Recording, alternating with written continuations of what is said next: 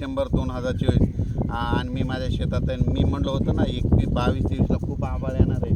तर आता बऱ्याच ठिकाणी पुरुषोत्तमपुरीमध्ये माजलगाव तालुक्यात बऱ्याच ठिकाणी थेंब चालू होते आणि हे बघा आभाळ खूप आलेलं पाहू शकता. आणि पुन्हा आज अंदाज येणार आहे राज्यात. आज देखील म्हणजे आज 23 डिसेंबरला बऱ्याच ठिकाणी थोडाफार पाऊस पडणार आहे, कुठं थेंब येणार आहेत म्हणून हा अंदाज लक्षात येतात. पण राज्यातल्या सर्व शेतकऱ्याला सांगू इच्छितो की 23, 24, 25पर्यंत असंच वातावरण राहणार आहे, ढगाळ वातावरण राहणार आहे.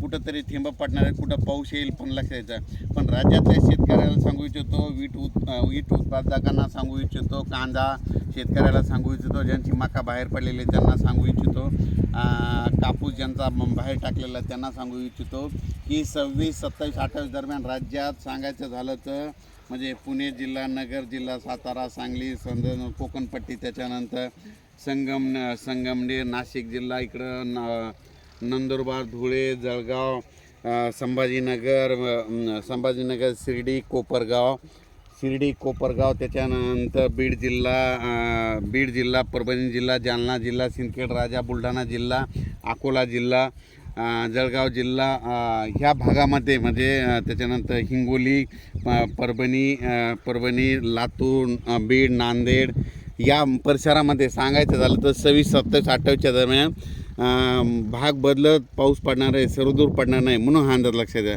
खास करून परत एक मेसेज दिलेला कशामुळे की राज्यामध्ये सांगायचं झालं तर की हा पाऊस म्हणजे या भागामध्ये पडणार आहे म्हणजे 26, 27, 28, 29पर्यंत वातावरण राहणार आहे.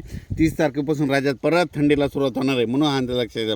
पण राज्यात मात्र आता ह्या जवळपास आज उद्या म्हणजे 23, 24 डिसेंबर ढगाळ वातावरण राहणार आहे. तुरळक ठिकाणी पाऊस देखील येईल, दव देखील पडणार आहे. द्राक्षबागायतदारांनी लक्षात घ्यायचं, दव देखील पडणार आहे, धुळीचं वातावरण असणार आहे, दिवसात देखील धुळी असणार आहे म्हणून वेलवर्गीय पिकावाल्याने याची काळजी घेते.